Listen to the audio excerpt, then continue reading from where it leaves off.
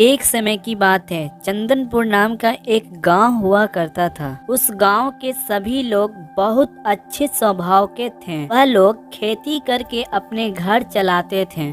एक दिन उसी गांव का मुखिया गांव में आता है और सभी गांव वालों से कहता है कि जितने लोग खेती किया करते हैं वह लोग ध्यान से सुनो। अब से खेती करने वाले 90% अनाज हमारे हवेली पर आने चाहिए। मुखिया का बात सुन के गांव वाले हैरान हो जाते हैं और उसी गांव की एक गरीब औरत बोलती है, मुखिया जी, आप अनाज ले लेंगे तो हम सब क्या खाएंगे?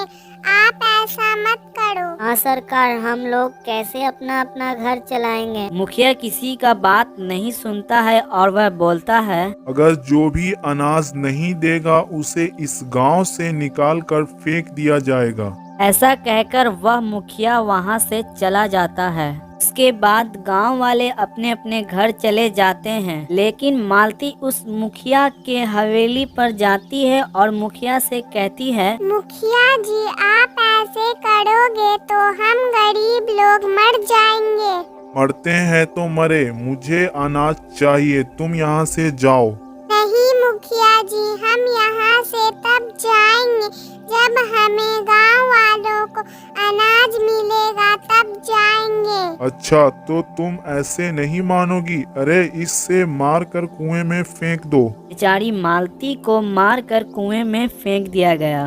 कुछ दिन बाद रात में वह मालती एक चुड़ैल बनकर गांव में आई और कहती है, गांव वालों, मैं तुम लोगों को भूखे मरने नहीं दूंगी। गांव का एक रामू नाम का आदमी डरते डरते चुड़ैल से बोलता है, तुम मरती हो ना?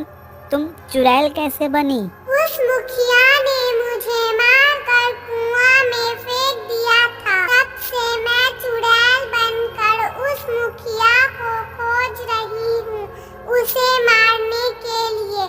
हा हा हा। हाँ मालती, तुम सही कह रही हो। वह मुखिया हम गांव वालों को बहुत ही परेशान करता है, उसे छोड़ना मत बेटी। उसके बाद मालती चुड़ैल हवेली में जाती है। मुखिया उसे देखकर घबरा जाता है और वह बोलता है, तुम कौन हो और यहाँ क्या कर रही हो? तुमने मुझे पहचाना नहीं?